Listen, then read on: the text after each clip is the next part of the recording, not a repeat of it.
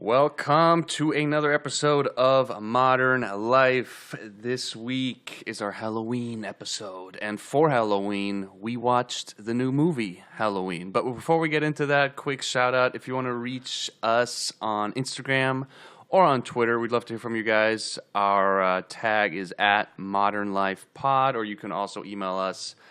Email is modernlifepod@gmail.com, and yeah, let's get into it.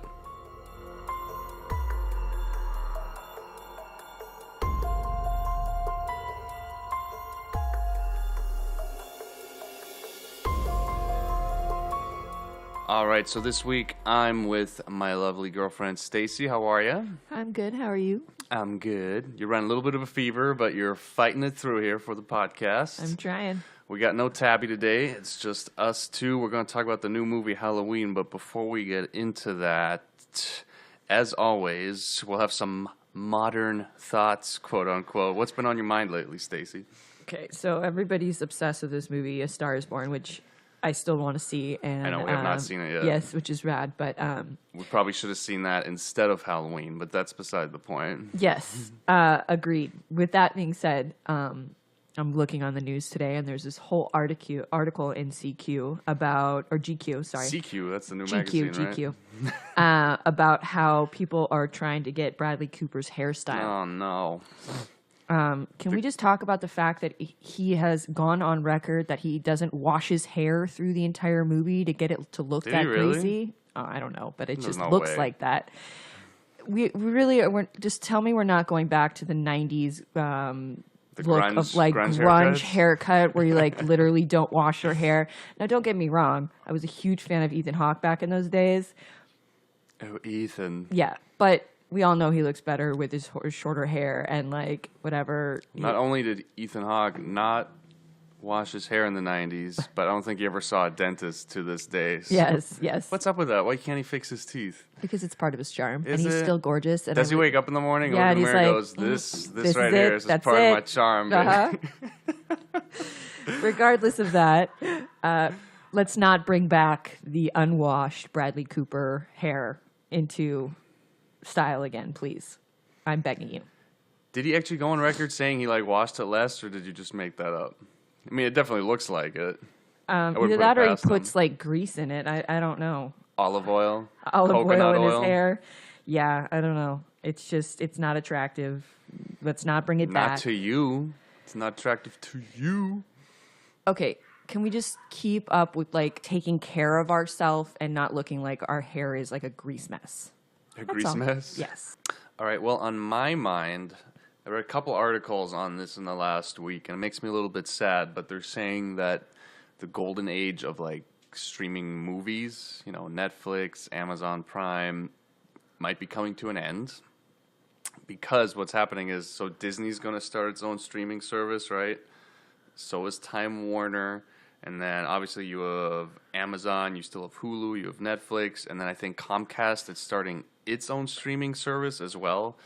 So right now you can go on Netflix and you can get Marvel movies and also you can get DC movies. But, you know, if Disney's starting its own streaming service, they're going to take that away from Netflix. So all the Marvel stuff's going to be on the Disney only, most likely, unless Netflix wants to pay out the arse for it, right? And then when Time Warner does its thing, they own all the DC stuff. So I'm just saying, like, everything's going to be split up, which, you know, it's going to hurt places like, it's going to hurt everybody, because this whole thing of, like, I can't subscribe to one more service, you know what I mean? I have enough stuff going on as it is. Like, my sister always gives me shit that I don't subscribe to the ad-free YouTube, and it's like, well, that's just another, like, $11 a month out of my pocket. Like, I can't subscribe to every single... I'm not going to subscribe to 6 different streaming services, you know what I mean? Like, it's ridiculous. It's a little excessive. It gets to the point now where I've already like on Netflix, Amazon, and Hulu, and that's about as far as I'm going to go. Yeah, and you're like, sometimes you're trying to find one movie, and then you got to browse through everything. You're like, okay, like where do, like you have to check every single service. Like, where am I going to find this? I think at the end of the day, not all those streaming services are going to survive, but there's going to be a short time period here where everything's going to get split up, and it's going to suck. Well, I'm all for not giving Disney any more money. So With that being said, I won't be subscribing to that But I think it's one. also one of the reasons, I mean, Netflix knows this is coming, right? It's not a secret. I think it's one of the reasons they're doing so much original content. Yeah. Doing and to so be honest many, with you, they're doing such a good job with their original content. Yes I like and no. their movies. The original movies I haven't had. There's a couple that are coming out this month, like the new Chris Pine movie there. I mean, there's some promising stuff on the horizon, but so far I have not been impressed by the movies. I mean, they're killing it with the TV shows, I think. But I think that's why they're investing so much in original programming, because they know, hey, we're not going to be able to buy these Marvel movies and put them on our streaming service sometime soon. Yeah. But yeah, it's a little obnoxious. So that's what's been on my mind. Let's talk about Halloween. Okay. Okay, so we saw the new Halloween a couple days ago. First of all, to everyone out there, if you're going to see an R-rated horror movie, don't bring your newborn child into the movie theater. God. Please don't. There was a child, and they were sitting more up front in the theater, which I guess is better than sitting in the middle of everybody. But still, I mean, kid was probably like a year old. Less than a year old. Cried like 3 times during the movie, and it's like, come on. I'm all about being able to take your kid places, but really a horror movie? Like, I just feel like that maybe... Come on. What's not wrong the place? with you? I don't know. It's selfish. Just wait till it comes out. Watch it at home. Yeah. You just had a kid. Suck it up. Sorry, this is what you signed up for. Yep. Don't bring it to an R-rated movie. Right there with you. Especially when we haven't had a date night in forever, right? Yeah. And now I gotta put up with this crap. Yeah. But I think our general consensus was that I don't think either of us liked the movie, right? It's not that I didn't like the movie. It just didn't scare me in any way, shape, or form. But I find that that's the case with most of the horror movies these days. I mean, we watched the original Halloween just a week before, right? Yeah. And it actually was the first time I'd ever seen it. And it legitimately scared me at a bunch of points. Well, John Carpenter had this amazing ability of taking like really long shots, and like having this extreme patience when he was filming that movie, where like every single dark corner became scary, and you never really knew. I mean, he would like take moments of like focusing on something, and you would think that you'd see something there, but there was nothing there. It was just that moment of like having the patience of like letting it pop out right when it needed to. Right. And they didn't do that in this movie. It was like more about, and I feel like they do this as like a new common theme, is like it's all about how gross the kill can be and how much blood. Like I think the most violent killing in that movie was the pumpkin, like the head being stomped on like a pumpkin. Do you remember that scene? Oh, really? No, that wasn't the most violent one to me. The most violent one to me was like towards like 1/3 in when he gets the knife. It's like Halloween night and he's on the loose and he gets the knife from the house and the lady's looking out her window and he like slams her head against the window ledge and then stabs her through the throat. I was like, Jesus.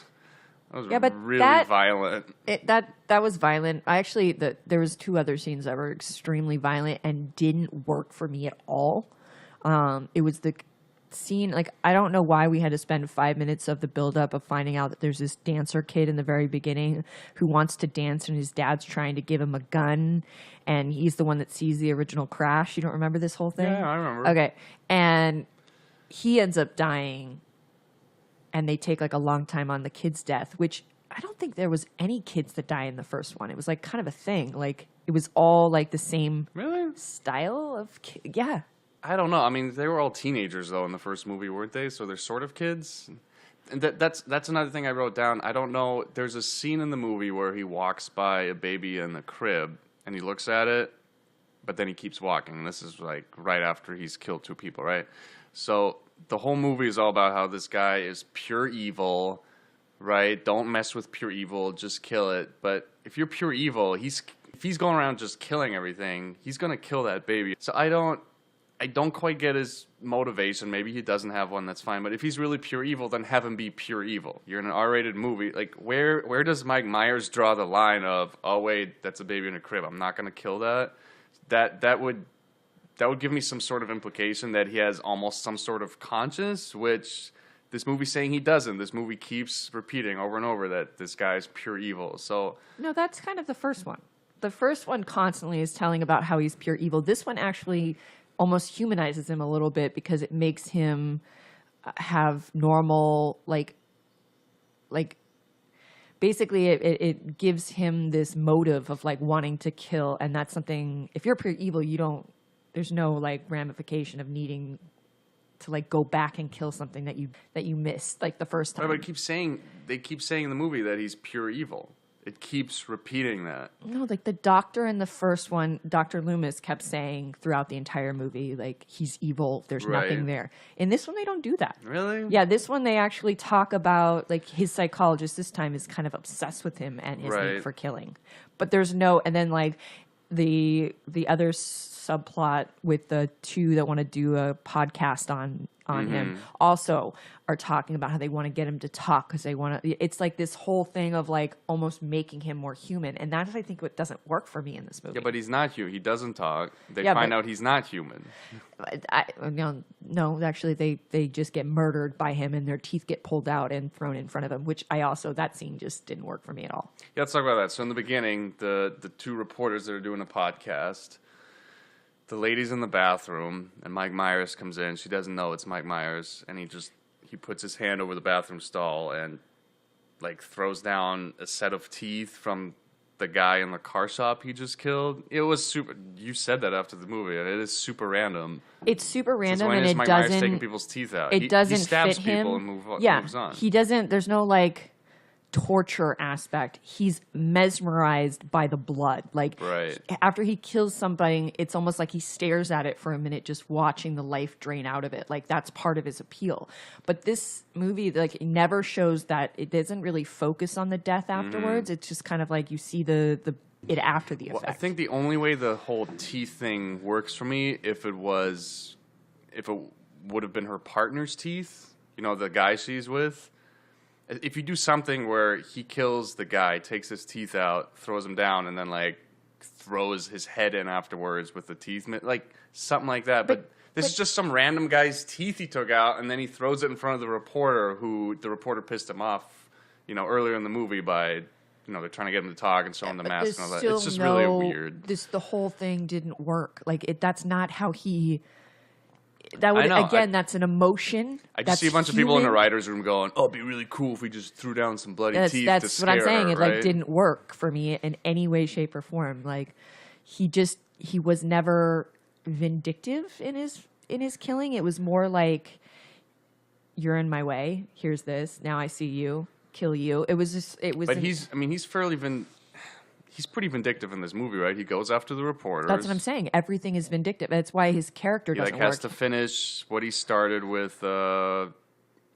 What's her name? Is it Laurie, right? Laurie Strode. Yeah, that's my whole point. They humanize his evil, and it just doesn't work for me. It's not scary. He now just becomes a guy on a rampage to like finish the job he didn't do before. Right, but it's not consistent because. Some of it is revenge. Some of it in the movie, the killing he does is completely random, and then some of it is like to finish the job. Like he's got to go kill Laurie and her family. Like it's all these, and then you throw that in with when I said earlier, like he looks at the baby and doesn't kill. Like I don't know. There's no. It's just very. I don't know. There was a lot. I think random. I feel like they put way too much into this. They had like a lot of subplots. Like it's all the fan service too. Yeah, I know, but you like. Why did you have to have the 5-minute drive of like the kid saying he wanted to dance? I mean, I know it's not 5 minutes, but I don't know. Going through that subplot. And then, I mean, I get that he tried to put in some like Me Too. I mean, there's like 3 or 4 different articles talking about how I keep hearing this and I don't see that at all. There's a lot of like random like woman empowering, which I think is great, but the problem is you had 3 male people writing, directing, and producing this movie, and you had just because it's like empowering women doesn't mean it has to do with Me Too. Why does everyone have to relate it to Me Too? I just thought it was funny, but there is a lot of like there's strong female characters, but the other problem I had with the movie is pretty much every single male character in this movie is either a piece of garbage or completely useless, right? Yeah. So Judy Greer, the daughter of there's one male that actually like came the sheriff, maybe the sheriff, and then the girl is in the very beginning of that scene we don't like with the teeth. Like the girl's in the bathroom. Yeah, but even that guy, he's a complete a-hole. He asks he's an a-hole, but he at least goes in to defend. Questions. At least he goes in there to defend the female. Like, barely, yeah. And then she just like runs away and lets him get beaten. Like she doesn't have any like. She's in the locked stall, then proceeds to crawl underneath to the next stall, which is unlocked, and then Mike Myers gets her. This is the kind of stuff about horror movies that drives me crazy. Yeah. But most of the males are complete. The father character at the end of the movie, he just walks out of the locked house and dies. There's like an empty sheriff car. He's like, "Hey, is everything okay?" Like no one's answering him. He keeps walking towards the sheriff car. "Hey, look, hey, are you there?" And then of course gets strangled. It's like you're an idiot. Or what about the new Loomis, new Dr. Loomis that they create, where he's like obsessed with Michael Myers and like kills somebody. I didn't mind that so much. It throws a little twist in the movie, which is otherwise fairly straightforward. I mean, they stole a lot of plots from the original. I like can't get over like the copycat scenes, like the escaping scene where they have to actually like. Yes, it's in a bus, but it's still like patients walking around like in the very first one. Like, right. I'm like, you could have been a little bit more original with that. Yeah, but this is what's happening with all these reboots, right? Like, look at the Star Wars Force Awakens. It stole a lot of shots from the original Star Wars movies, right? I mean, that's the problem I have. Like, stop trying to copy the original and just be original. All this fan service, copying the original. It's just, it doesn't work. It doesn't work for me. It's like it doesn't. There's no originality in it. I did like how he tried to like use some of the original scenes, but switch. Strode's character into those scenes. So like the scene where she's like watching the high school, and that was like how in the original movie that was, Michael Myers sitting there watching her. Right. And then like her falling out the window and then disappearing was that I like. I'm like, I know she's going to disappear. Yeah, like that was actually cleverly done. I just wish they would have done. Character, yeah, I just wish they would have done something. I'm completely blanking on the actor's name right now. Jamie Lee Curtis. Jesus. Yeah, I mean, just my main problem with the movie is there was maybe one scene that sort of jump scared me, but overall it's more of a slasher movie than a scary movie, right? Like a thriller slasher. I was just, I was a couple drinks deep. We had a date night. Like I was all ready to be scared at the movie theater. That's the only reason I went. If I knew it wasn't a scary movie, I would have just waited to watch it at home, right? I was ready to go to the movie, watch it on the big screen, have the loud sound, and like be scared, and that didn't happen for me. Yeah, no, it didn't really do anything. But I like I said, I feel like that's kind of how horror movies have gone. They went from being like this jump out scary to this slasher. Like the more blood, the better off you are. There's just not really maybe. I don't know. I guess that's why people idolize the originals so much, is because there's not been anything like that. They try too hard to show all the blood. And like back in the day, like you watch the original Halloween, you don't even see any blood. There's like no blood in any scene, but you're so scared throughout that entire movie. But the main problem there was also just no atmosphere. Like if you watch Get Out from last year, right, the Jordan Peele movie, there's maybe like one or two jump scares in the movie, but it's not about it's just the whole movie is this complete eerie vibe, and you're just anxious the whole movie. There's a whole just energy and vibe around this world that we're in the movie, and I had none of that in this movie. I feel like they tried too hard. They did too many scenes. That's what I mean. Like, okay, so like in the original, it was like literally like there was some buildup with like him following her, but then all the murders happen within 2 houses in 1 street. Right. Okay. In this one, it was like this ongoing like, oh, I'm going to kill somebody here, and then I'm going to kill. There was like 1, no buildup because there was like murders like almost immediately, and 2, there was just too many scenes. So you knew that there was going to be a murder, and there wasn't like this suspense of like, ooh, who's going to die? It's like, oh, you saw somebody in this scene, you're like, oh, they're going to die. There was there was no anticipation of when it was going to happen. Right. Yeah, it was just. I was impressed when I did a little research on the movie because the movie overall looks really good. Like as far as production value, especially compared to all the other Halloween movies. Yeah. I mean, it looks fantastic. What I didn't know is they only had a $10 million budget for this movie, which seems crazy. I mean, for how good the movie looks, like that's impressive to me, right? That's the original was only was like a 300,000 yeah. and it made like 47 million. It's actually like one of the it's crazy. Yeah. I mean, so that is impressive. Just how they were able to put that money to use, and it's been crushing it at the box office. But this movie feels like it's trying to be the Dark Knight of Halloween or the horror genre, I just think that they just tried too hard. I think that's where the problem lied. Like they just went too far. I also think that what was so great about the original one was the writing for Jamie Lee Curtis was actually a female. Her name was Hill, and so she had like these quick, snappy comebacks, and just like the dialogue was very real. Right. And this one, I felt like the dialogue between all the females was really disconnected. So like even like the mother, like the three main characters, like the mother, the grandma, and the granddaughter, like they didn't connect for me at all. They were like three different people, and they like never, their stories never like it felt really disconnected. And I think that what was lacking was just like someone who could like talk like a female, I guess, because I just didn't. I know it sounds weird, but like more girly. No, there was no emotional tie. Like it wasn't done. If you have three females talking, you need somebody who understands how females talk to each other. That wasn't there for me. I gotcha.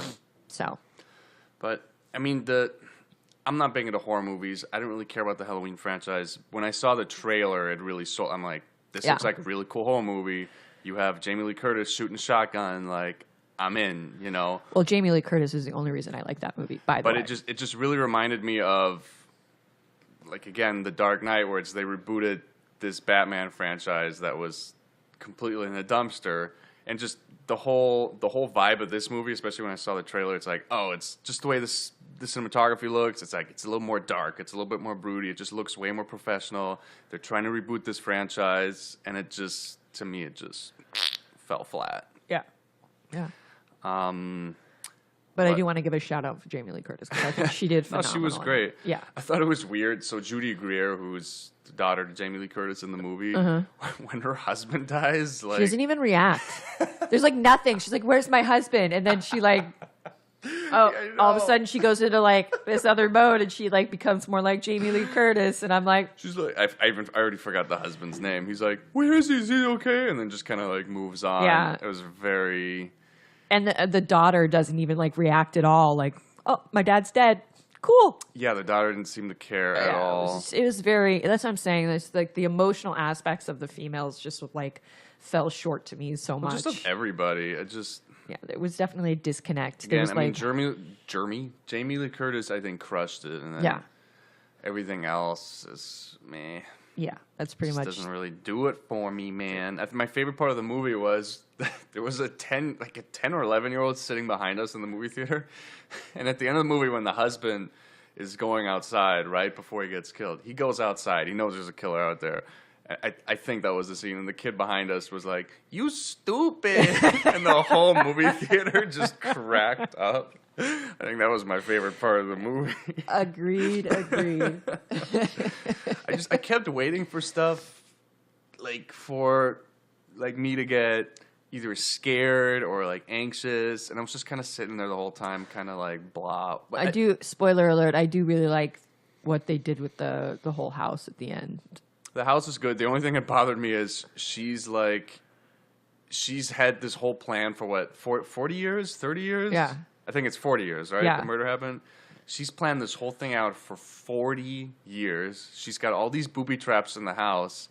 She has this lock on the front door, but forgets that half of her front door is made out of glass. So Mike Myers at one point punches through the front door and starts strangling her anyway, even though the door is locked. It's like, really? We couldn't, in 40 years, get just a solid door with like a peephole so you can look outside. No comment. These are the kind of things I think about. And then the other thing, so Mike Myers gets burned in the end, but then everyone runs out of the house burns down, then the camera goes back inside into the room where Mike Myers is supposed to die. We don't see a Mike Myers, right? Did you notice that? Yeah. I was like, oh no, sequel alert. And then apparently, we didn't stay for this, but apparently if you watch the credits, the music stops at one point and you can hear him breathing. So everyone's thinking they're going to make a sequel to this sequel. Well, you didn't catch the whole scene where the granddaughter was holding the knife. Yes. Like that's also like that's how really? that's so like going to turn to Mike Myers? It's just like a weird thing they've done in other movies. It's a kind of a spoiler alert. Like, oh, is she taking over as the? And then this movie does clear the air. So all the other sequels. I mean, how many sequels have there been? 6, something like that. Those all get erased. Yeah. This movie is the sequel to the original movie, and so all the other things that have been made up through the years get erased. And because I was always of the understanding, not being that much into the Halloween franchise, that Mike Myers and Jamie Lee Curtis's character were brother and sister, right? No, that's only. I believe they made that up in the original sequel, but then that gets erased because the second one. Yeah. So the second movie, the original sequel. But then that gets erased early in the movie. That gets mentioned, and one of the characters is like, "Oh no, that's just something somebody made up." But from like an outsider like me looking in, it just slightly confused me. But then I had to look it up after the movie. I'm like, okay, so what's the actual? Oh, I looked all that up right here? after I watched. Yeah, the problem with that whole series is that they like botched horrible like remakes. They screwed up the plot lines in so many different areas where they had to like jump from one, and they didn't like the last one, so they skipped that one and went back 2 movies. And I don't know. I feel like one thing that Halloween just fails is like keeping the plot line straight throughout all the sequels. Mm-hmm. Something that like those other iconic like Nightmare on Elm Street really just like they have their plot line set and they never falter from it. Halloween, it had so many different directors, and the original one was done so perfectly that the other ones kept trying to match that and just fell off the well. And this one in particular, I think that my biggest problem with this one is just that it's so convoluted in its plot. Like the first one, it was like really simple. It was like it's just too much stuff going on. Yeah, it was like it was like okay, so this guy escapes and he goes back to his original house and he like starts following this one couple because they one set of kids because they irritate him, and they're babysitters and they're kind of the same age as his sister, and so he kind of like stalks them a little. And it's just so simple. You don't know what the storylines on any of them are. You don't hear any of the backstory except for like that this person has a boyfriend and that you kind of get that she's kind of a floozy. But in this one, it's like there's a million. So oh my god, there's like 5,000 names, and there's this storyline with the granddaughter. There's a storyline with the podcasters.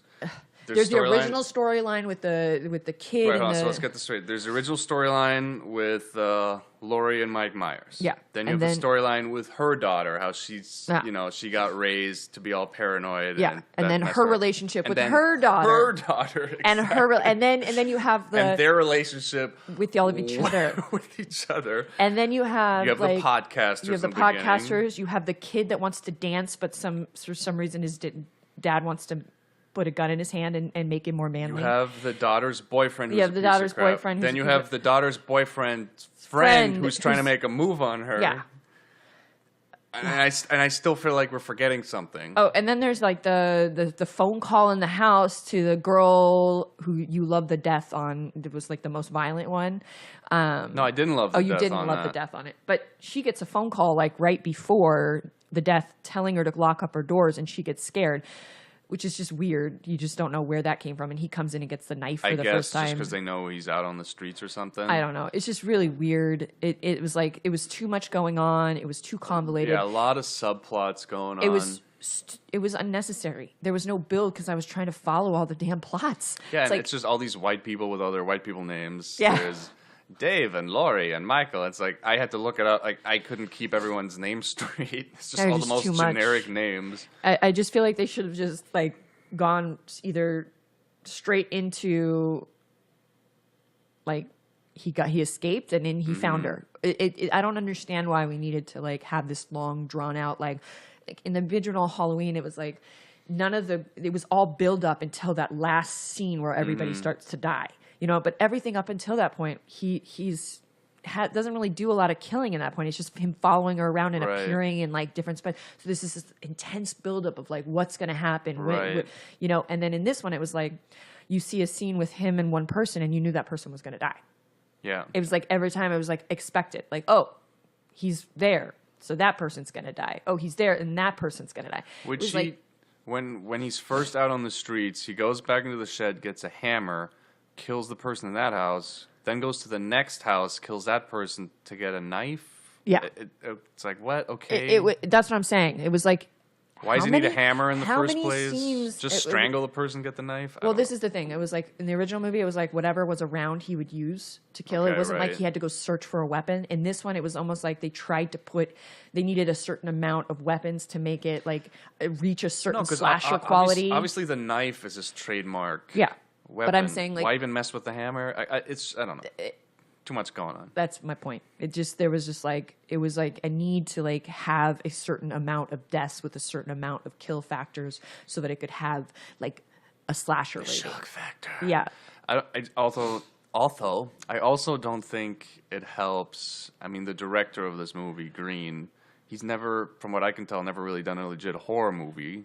So he's kind of going into some new terrain there. Yeah. There's always going to be a learning curve with that. I feel like he tried to put too many social things in there, too. So he wrote the script together with Danny McBride, who, last time I checked, Danny McBride isn't really known for writing horror movie scripts. He's a comedy guy. So, you know, I admire what they did with it. I don't think either of them coming from horror backgrounds, but I also... There's no way that can help the movie, too. You know what I mean? You have two guys who aren't really known for doing horror stuff. Well, there's like a certain, I don't know, horror movies are very basic. They're supposed to be basic because it's not supposed to be convoluted. I don't think it has to be basic at all, but it's just the way this one was done. It just doesn't... Oh, yeah, I mean, and so on top of all the other plot points, then there's the sheriff who's trying to do his thing. There's the doctor who's doing his... I mean, there's just so many characters, so much going on, and you don't really get all that attached to any one of them. I mean, you get attached to, to Lori, the main character, Lori, but you know her from the other movie. That's why, right? No, Jamie Lee Curtis does a phenomenal job. No, she does a phenomenal job. She is by far the only thing I liked in this movie. Like, not the only thing, but one of the high... because she's really the only character crossing over from... from the movie universe. No, the police, the sheriff was also... I guess the sheriff, yeah. Was also in it. And then, that's pretty much it. But, again, I just don't think you need all of that. It was a little much. I mean, I really do. I did think the ending was quite creative, spoiler alert, but... No, the ending... That was, I guess if I were to pick a favorite part, I really like the beginning of the movie because it sets a great ambiance. Kind of what I was looking for the whole movie, where I got really anxious, right, with those, you're at that insane asylum. I think that was really cool. And then, the end of the movie in the house, and, everyone's getting killed, and they're looking for Mike Myers in the house. That worked for me, too. Everything in between is kind of a mess. Yeah. You know what? I think my least favorite death, like my least... Well, other than the teeth part, there was also one other, like, death that just, like, didn't work for me in terms of Mike Myers. Was the taking off of the head and hollowing it out and putting a flashlight. Do you remember that? Where they made it into... Yeah, I actually kind of like that. It was... But yeah, but it was... that it head didn't... out pretty fast. Yeah. Must have some pumpkin carving tools with them. Yeah. You know what I think would have worked better for me is screw the podcasters. I mean, it's really kind of pointless that they're there. All they're there for is kind of... that one scene. Not to give an excuse to kind of do exposition for people who aren't familiar with the Halloween franchise. What I think would have worked better for me is if you're going to have the doctor as kind of a central part, and he ends up killing the sheriff, and he's trying to figure out what it's like to kill someone. Start the whole movie in the insane asylum, Just give me more on the doctor, build his character up, give me some scenes with him and Mike Myers. He's trying to get Mike Myers to talk, to build that whole relationship up to where I can believe that more, that he would kill the sheriff, and he really he wants to know what it's like to be Mike Myers. He's so obsessed with him. I almost want to see podcasters there. They get killed off within the first 10 minutes of the movie. I almost want to see he having the mask would make sense more to me. Exactly, or right? Him going to go talk to Jamie Lee Curtis and try and figure out Michael Myers' brain and what happened. That would have worked for me. But the podcasters really just was an unnecessary addition. Yeah, it really was. But movie's killing it at the box office. If you like it, more power to you. It's just not for us. Yeah. And with that being said, is there anything else you want to say about the Halloween movie? No, I plead the fifth. Anyways, if there's something you want to hear us talk about, if you got some feedback, questions, if you just want to say hello, you can reach out to us, Instagram, Twitter, @ModernLifePod. You can email us, modernlifepod@gmail.com. We're always checking that regularly. Not sure what we're going to do next. I know we're doing a whole line of kind of holiday movies that we're going to release in December, so look forward to that. We're just about to record. We just watched Love Actually. We're going to do a podcast on that, some of our favorite kind of holiday/Christmas movies. But yeah, that'll be coming out in December. Between that, we'll just be releasing some other stuff that we want to talk about, and we will see you guys soon.